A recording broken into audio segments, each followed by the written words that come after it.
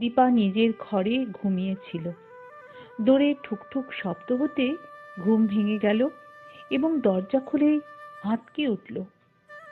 দেখল দেবাশিস বিছানার চাদর গায়ে জড়িয়ে দাঁড়িয়ে আছে। তার শরীর ঠকঠক করে কাঁপছে। সে জড়িয়ে জড়িয়ে বলল, বুকে দারুণ ব্যথা, জ্বরও বেড়েছে, ডাক্তারকে খবর দিতে হবে। এই বলে সে টলতে টলতে আবার নিজের ঘরে ফিরে গেল। আকস্মাৎ বিদ্যুৎপাত মানুষের মনে ক্ষণকালের জন্য অসাড় হয়ে যায়। তারপর সম্বিত ফিরে আসে। দীপা স্বচ্ছ হয়ে ভাবল, ডাক্তার ডাকতে হবে, কিন্তু এ বাড়ির বাঁধা ডাক্তার কে তা সে জানে না। তাকে ডাকতে হলে নকুলকে পাঠাতে হবে, তাতে অনেক দেরি হবে। তার চেয়ে যদি সেন কাকাকে ডাকা যায়। দীপা ডাক্তার সুহিত সেনকে ফোন করল। ডাক্তার সেন দীপার বাপের বাড়ির পারিবারিক ডাক্তার। একটি নিদ্রালু স্বরে শোনা গেল, হ্যালো। দীপা বলল, সেন কাকা, আমি দীপা। দীপা, কি ব্যাপার? আমার দীপা ঢোক গিলল, আমার স্বামী হঠাৎ অসুস্থ হয়ে পড়েছেন, এখনই ডাক্তার চাই। আমি জানি না এদের ডাক্তার কে, তাই আপনাকে ডাকছি। আপনি এক্ষুনি আসুন সেন কাকা, এক্ষুনি যাচ্ছি। কিন্তু অসুখের লক্ষণ কি? বৃষ্টিতে ভিজে ঠান্ডা লেগেছে। তারপর আচ্ছা আচ্ছা, আমি আসছি। বাড়ি চিনে আসতে পারবেন তো? খুব পারবো, এই তো সেদিন তোমার বৌভাতের নিমন্ত্রণ খেয়েছি। মিনিট 20-এর মধ্যেই ডক্টর সেন এলেন। ওপরে গিয়ে দেবাশিসের পরীক্ষা শুরু করলেন। দীপা দৌড়ের চৌকাঠে ঠেস দিয়ে দাঁড়িয়ে দেখতে লাগলো। প্রথমে কয়েকটা প্রশ্ন করে ডাক্তার রোগীর নাড়ি দেখলেন, টেম্পারেচার নিলেন, তারপর স্টেথোস্কোপ কানে লাগিয়ে বুক পরীক্ষা করতে লাগলেন। পরীক্ষা করতে করতে তার চোখ হঠাৎ বিস্ফোরিত হলো। তিনি বলে উঠলেন, এ কি? দেবাশিস ক্লিষ্ট স্বরে বলল, হ্যাঁ ডাক্তারবাবু, আমার সবটাই উল্টো। দীপা সচকিত হয়ে উঠল, কিন্তু দেবাশিস আর কিছু বলল না। ডাক্তার কেবল ঘাড় নাড়লেন। পরীক্ষা শেষ করে ডাক্তার বললেন, বুকে বেশ সর্দি জমেছে, আমি ইঞ্জেকশন দিচ্ছি, তাতেই কাজ হবে। আবার কাল সকালে আমি আসব। যদি দরকার মনে হয় তখন রীতিমতো চিকিৎসা শুরু করা যাবে। ইঞ্জেকশন দিয়ে দেবাশিসের মাথায় হাত বুলিয়ে ডাক্তার সস্নেহে বললেন, ভয়ের কিছু নেই, 2-4 দিনের মধ্যেই তুমি সেরে উঠবে। আচ্ছা, আজ ঘুমিয়ে পড়ো বাবাজি, কাল 9টার সময় আবার আমি আসব। তোমার বাড়ির ডাক্তারকেও খবর দিও। ডাক্তার ঘর থেকে বেরুলেন। দীপা তার সঙ্গে সঙ্গে গেল। সিঁড়ির মাথায় দাঁড়িয়ে ডাক্তার সেন দীপাকে বললেন, একটা বড় আশ্চর্য ব্যাপার দেখলাম। কি দেখলেন? ডাক্তার যা দেখেছেন দীপাকে বললেন। দিন 10-এর মধ্যে দেবাশিস আবার চাঙ্গা হয়ে উঠল। এই 10টা দিন অসুখের সময় হলেও দেবাশিসের পক্ষে বড় সুখের সময়। দীপা ঘুরে ফিরে তার কাছে আসে, খাটের কিনারায় বসে, তার সঙ্গে কথা বলে। তার খাবার সময় হলে নিচে গিয়ে নিজে হাতে খাবার নিয়ে আসে, নকুলকে আনতে দেয় না। রাত্রে ঘুম ভেঙে উঠে চুপি চুপি সে এসে তাকে দেখে যায়। আধ জাগা আধ ঘুমন্ত অবস্থায় দেবাশিস সব জানতে পারে। একদিন দেবাশিস তখন বেশ খানিকটা সেরে উঠেছে। বিকেলবেলা পিঠের নিচে বালিশ দিয়ে বিছানায় আধ বসা হয়ে একটা বইয়ের পাতা উল্টাচ্ছে। দীপা দুধ আর কোকোর পেয়ালা নিয়ে ঘরে ঢুকলো। দেবাশিস হেসে তার হাত থেকে পেয়ালাটা নিল। দীপা খাটের পায়ের দিকে গিয়ে বসলো। বলল, দাদা ফোন করেছিল, সন্ধ্যের পরে আসবে। দেবাশিস উত্তর দিল না। কোকোর কাপে ছোট ছোট চুমুক দিতে দিতে দীপার পানে চেয়ে রইল। বলা বাহুল্য, গত 10 দিনে দীপার বাপের বাড়ি থেকে রোজই কেউ না কেউ এসে দেখে গেছে। দীপার মা গোড়ার দিকে 2 রাত্রি এখানে এসে থেকেও গিয়েছিলেন, কিন্তু দীপা তার মার এখানে থাকা মনে মনে পছন্দ করেনি। দেবাশিস কাপে চুমুক দিচ্ছে আর চেয়ে আছে। দীপা একটু অস্বস্তি বোধ করতে লাগলো। কিছু একটা বলবার জন্য সে বলল, বাগানে বোধহয় আরো কিছু ক্রোটন দরকার হবে। এবারও দেবাশিস তার কথায় কান দিল না। ক্ষীণ মধুর স্বরে বলল, দীপা, তুমি আমাকে ভালোবাসো না, কিন্তু আমি তোমাকে ভালোবেসে ফেলেছি। নির্মেঘ আকাশ থেকে বজ্রপাতের মতো অপ্রত্যাশিত কথা। দীপার মুখ রাঙা হয়ে উঠল, তারপরই ফ্যাকাশে হয়ে গেল। সে দৌড়ের দিকে পা বাড়িয়ে ধীর স্বরে বলল, বোধহয় মালি এসেছে, যাই দেখি সে কি করছে। পেছন থেকে দেবাশিস ডাকল, দীপা শোনো।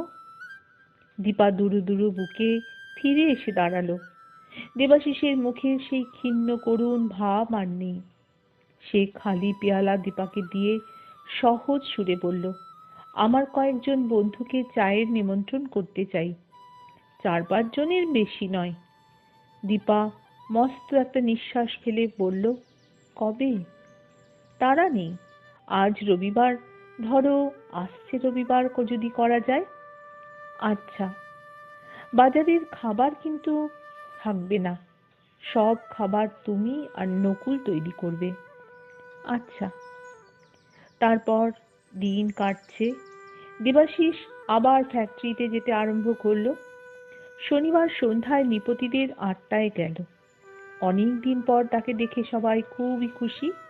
এমনকি প্রবাল পিয়ানোয় বসে একটা হালকা হাসির সুর বাজাতে লাগলো। নৃপতি বলল, একটু রোগা হয়ে গেছো। উপস্থিত সকলে দেবাশিসকে নানা রকম উপদেশ দিতে লাগলো যাতে শরীর ভালো হয়। এই সময় বিজয় মাধব এলো। দেবাশিসকে দেখে তার কাছে এসে বলল, অসুখের পর এই প্রথম এলে, তাই না? দেবাশিস বলল, হ্যাঁ। এখন তাহলে একেবারে ঠিক হয়ে গেছো? হ্যাঁ। দেবাশিসের কাছে কথা বলার বিশেষ উৎসাহ না পেয়ে বিজয় বিরস মুখে তক্তাপোষের ধারে গিয়ে বসল। দেবাশিস তখন সকলের দিকে চোখ ফিরিয়ে বলল, তোমাদের চায়ের নিমন্ত্রণ করতে এসেছি। কাল রবিবার 5:30টার পর যখন ইচ্ছে আসবে। কেমন, কারুর অসুবিধে নেই তো? কারুর অসুবিধে নেই, সবাই সানন্দে রাজি। দেবাশিস প্রবালের দিকে চেয়ে বলল, তুমি আসবে তো? প্রবাল বলল, যাব। বড় মানুষের বাড়িতে নিমন্ত্রণ আমি কখনো উপেক্ষা করি না, কিন্তু উপলক্ষটা কি? রোগ মুক্তির উৎসব। দেবাশিস বলল, আমার বউয়ের হাতের তৈরি খাবার তোমাদের খাওয়াবো। বিজয়, তুমিও এসো। যাব। পরদিন সন্ধেবেলা দেবাশিসের বাড়িতে অতিথিরা একে একে সবাই উপস্থিত হলো। এমনকি খড়গ বাহাদুর ঠিক সময়ে এসে পৌঁছে গেল। বলল, খেলা হলো না, ওয়াক ওভার পেয়ে গেলাম। নিচের তলায় বসবার ঘরে আড্ডা জমল। সকলে উপস্থিত হলে দেবাশিস এক ফাঁকে গিয়ে দেখল দীপা খাবারের প্লেট সাজাচ্ছে আর নকুল দুটো বড় বড় টিপটে চা তৈরি করছে।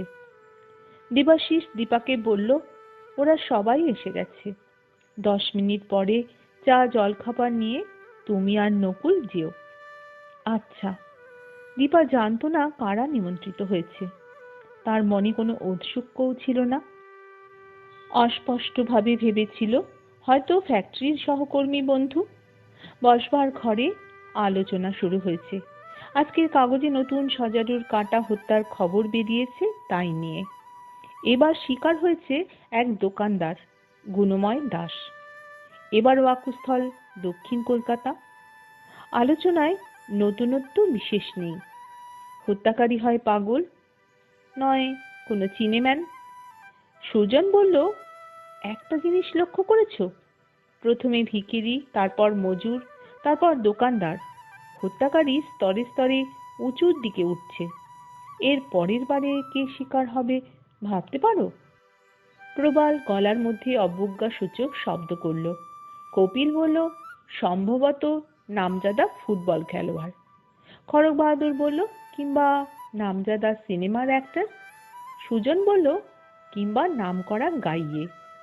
প্রবাল বলল, নামকরা লোককেই মারবে এমন কি কথা আছে? পয়সাওয়ালা লোকও তো মারতে পারে। যেমন নৃপতিদা কিংবা কপিল কিংবা। এমন সময় দীপা খাবারের ট্রে হাতে দড়ির কাছে এসে দাঁড়ালো। প্রবালের কথা শেষ হলো না, সবাই হাসি মুখে উঠে দীপাকে মহিলার সম্মান দেখালো। দীপা একবার ত্রাস বিস্ফোরিত চোখে সকলের দিকে ফেরালো, তারপর মুখ সাদা হয়ে গেল। প্রবল চেষ্টায় সে নিজের দেহটাকে সামনে চালিত করে টেবিলের উপর খাবারের ট্রে রাখলো। কপিল মৃদু ঠাট্টার সুরে বলল, নমস্কার মিসেস ভট্ট। দীপা বোধহয় শুনতে পেল না। সে ট্রে রেখেই পিছু ফিরল। তার পিছনে চায়ের সরঞ্জাম নিয়ে ছিল নকুল। তাকে পাশ কাটিয়ে দীপা ঘর থেকে বেরিয়ে গেল। দেবাশিস অপ্রস্তুত হয়ে পড়ল। সে আশা করেছিল দীপা সকলকে চা ঢেলে দেবে। সকলকেই বিয়ের আগে থেকেই পরিচিতও ছিল। তাদের সঙ্গে কথাবার্তা বলবে, তাদের খাওয়ার তদারক করবে, কিন্তু দীপা কিছুই করল না। দেবাশিস নিজেই সকলকে চা ঢেলে দিল। ট্রের উপর থেকে খাবারের প্লেট নামিয়ে তাদের সামনে রাখল। দীপা আজ নকুলের সাহায্যে অনেক রকম খাবার তৈরি করেছিল। চিংড়ি মাছের কাটলেট, হিঙের কচুরি, ডালের ঝাল বড়া, রাঙালুর পুলি, জমাট ক্ষীরের বরফি ইত্যাদি। অতিথিরা খেতে খেতে আবার তর্ক বিতর্কে মশগুল হয়ে উঠল। দীপার ব্যবহারে সামান্য অস্বাভাবিকতা কেউ লক্ষ্য করল কিনা বলা যায় না। আলোচনা যখন বেশ জমে উঠেছে, তখন দেবাশিস অতিথিদের দৃষ্টি এড়িয়ে রান্নাঘরে গেল। দেখল দীপার টেবিলের ওপর কনুই রেখে আঙুল দিয়ে দুই রগ টিপে বসে আছে। দেবাশিস তার কাছে গিয়ে দাঁড়াতেই সে হতাশ চোখ তুলে বলল, বড্ড মাথা ধরেছে। দেবাশিসের মন মুহূর্তের মধ্যে হালকা হয়ে গেল। সে সহানুভূতির সুরে বলল, ও, আগুনের তাতে মাথা ধরেছে? তুমি আর এখানে থেকো না, নিজের ঘরে চলে যাও। মাথায় ওডিকলন দিয়ে একটু শুয়ে থাকো গিয়ে।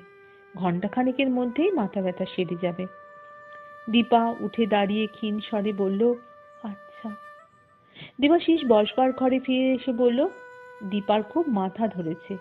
আমি তাকে মাথায় ওডিকলন দিয়ে শুয়ে থাকতে বলেছি। আজ সারা দুপুর উনুনের সামনে বসে খাবার তৈরি করেছে তো। সকলেই সহানুভূতি সূচক শব্দ উচ্চারণ করল। বিজয় উঠে দাঁড়িয়ে বলল, আমি যাই, দীপাকে একবার দেখে আসি। দেবাশিস বলল, যাও না, সোজা উপরে চলে যাও। বিজয় দোতলায় গিয়ে এদিক ওদিক তাকিয়ে দীপার শোবার ঘরের দোরের সামনে গিয়ে দাঁড়ালো। দীপা চোখ বুজে শুয়েছিল। সাড়া পেয়ে ঘাড় ঘুরিয়ে বিজয়কে দেখল, তারপর আবার বালিশে মাথা রেখে চোখ বুজল। বিজয় খাটের পাশে এসে দাঁড়ালো। কটমট করে দীপার পানে চেয়ে একটা চাপা তর্জনী বলল, আমার সঙ্গে চালাকি করিস নে, তোর মাথা ধরবার কারণ আমি বুঝেছি। দীপা কোনো উত্তর দিল না, চোখ বুজে রইল। বিজয় তর্জনী তুলে বলল, আজ যারা এসেছে তাদের মধ্যে একজনের সঙ্গে তোর ইয়ে। দীপার কাছ থেকে কোনো সাড়া শব্দ পেল না। তার নাম কি বল? দীপার মুখে কোনো কথা নেই, সে যেন কালা হয়ে গেছে। বলবি না? এইবার দীপা ঝাঁকুনি দিয়ে উঠে বসল। তীব্র দৃষ্টিতে বিজয়ের পানে চেয়ে বলল, না, বলবো না। এই বলে সে বিজয়ের দিকে পিছন ফিরে আবার শুয়ে পড়ল। দাঁতে দাঁত চেপে বিজয় বলল, বলবি নে? আচ্ছা, আমিও দেখে নেব। যেদিন ধরবো তাকে চৌরাস্তার উপর টেনে এনে জুতো পেটা করব। বিজয় নিচে নেমে গেল। ভাই বোনের ঝগড়ার মূলে যথেষ্ট গুরুত্ব ছিল, কিন্তু ব্যাপারটা কেমন যেন হাস্যকর হয়ে দাঁড়ালো। তারপর আবার দিন কাটছে। প্রত্যেক মানুষের দুটো চরিত্র থাকে, একটা তার দিনের বেলায় চরিত্র, অন্যটি রাত্রির। বেড়ালের চোখের মতো, দিনে একরকম, রাত্রে অন্যরকম। এই কাহিনীতে যেই কটি চরিত্র আছে, তাদের মধ্যে 5 জনের নৈশ জীবন সম্পর্কে অনুসন্ধান করা যেতে পারে। হয়তো অপ্রত্যাশিত নতুন কোনো তথ্য জানা যাবে। একটি রাত্রির কথা। 10:30 বেজে গেছে। নৃপতি নৈশাহার শেষ করে নিজের শোবার ঘরের বিছানায় শুয়ে বই পড়ছিল। জোড়া খাটের উপর চওড়া বিছানা, তার বিবাহিত জীবনের খাট বিছানা। এখন সে একাই শুয়ে বই পড়ে। বই পড়তে পড়তে ঘুম এলে বই বন্ধ করে আলো নিভিয়ে দেয়। আজ কিন্তু বই পড়তে পড়তে তার মন ছটফট করছে, পড়ায় মন বসছে না। প্রায় আধ ঘন্টা বইয়ে মন বসাবার বৃথা চেষ্টা করে সে উঠে পড়ল। আলো নিভিয়ে জানলার নিচে আরাম চেয়ারে গিয়ে বসল। আকাশে চাঁদ উঠেছে, বাইরে জ্যোৎস্নার প্লাবন। সে সিগারেট ধরালো। আজ কোন তিথি? পূর্ণিমা নাকি? হপ্তা 2 আগে নৃপতি যখন গভীর রাত্রে বেরিয়েছিল তখন কৃষ্ণপক্ষ ছিল, বোধহয় অমাবস্যা। মানুষের মনের সঙ্গে তিথির যে কোনো সম্পর্ক আছে, একাদশী, অমাবস্যা, পূর্ণিমাতে বাতের ব্যথা বাড়ে, একথা আধুনিক ডাক্তাররাও স্বীকার করেন। নৃপতি গলার মধ্যে মৃদু হাসল। বাতের ব্যথাই বটে। বাবু? নৃপতির খাস চাকর দীনানাথ তার কাছে এসে দাঁড়িয়েছে। নৃপতি পাশের দিকে ঘাড় ফেরালো। দিনু বলল, আপনার ঘুম আসছে না? 1 কাপ ওভালটিন তৈরি করে দেব? নৃপতি একটু ভেবে বলল, না থাক, আমি বেরোবো, তুই শেষ রাত্রে ডোর খুলে রাখিস। আচ্ছা বাবু। দিনু প্রভু ভক্ত চাকর। সে জানে নৃপতি মাঝে মাঝে নেশাভিসারে বেরোয়, কিন্তু কাউকে বলে না। বাড়ির অন্য চাকর বাকর ঘুণাক্ষরেও জানতে পারে না। দিনু চলে যাবার পর নৃপতি উঠে আলো জ্বালালো। ওয়ার্ড্রোব থেকে একটা সেট ধূসর রঙের বিলিতি পোশাক বের করে পরল। পায়ে রাবার সোলের জুতো পরল। স্টিলের কাভার্ড থেকে একটা চশমার খাপের মতো লম্বাটে পার্স নিয়ে বুক পকেটের ভেতরে রাখলো। তারপর 6 ফুট লম্বা আয়নায় নিজের চেহারাটা একবার দেখে নিয়ে আলো নিভিয়ে দিল। বাড়ির পেছনের দিকে চাকর বাকরদের যাতায়াতের জন্য ঘোরানো লোহার সিঁড়ি, সেই সিঁড়ি দিয়ে নিঃশব্দে নিচে নেমে গেল। নৃপতি কোথায় যায়? সে বিপত্নিক। তার কি কোনো গুপ্ত প্রণয়িনী আছে? তিনি কোথায় যান? কি উদ্দেশ্যে তিনি রাত্রিবেলা নিশুতি রাতে ঘর থেকে বের হন? জানতে হলে বন্ধুরা আমার আগামীকালের 9ম পর্বের সজারুর কাঁটা গল্পের গল্প পাঠ শুনতে হবে। ততক্ষণ তোমরা শুনতে থাকো আমার আজকের 8ম পর্বের গল্প পাঠ। সজারুর কাঁটা লিখেছেন শরদিন্দু বন্দ্যোপাধ্যায়। তোমাদেরকে অসংখ্য অসংখ্য ধন্যবাদ আর আমার আকণ্ঠ ভালোবাসা আমার সাথে জুড়ে এতক্ষণ আমার গল্প পাঠ শোনার জন্য।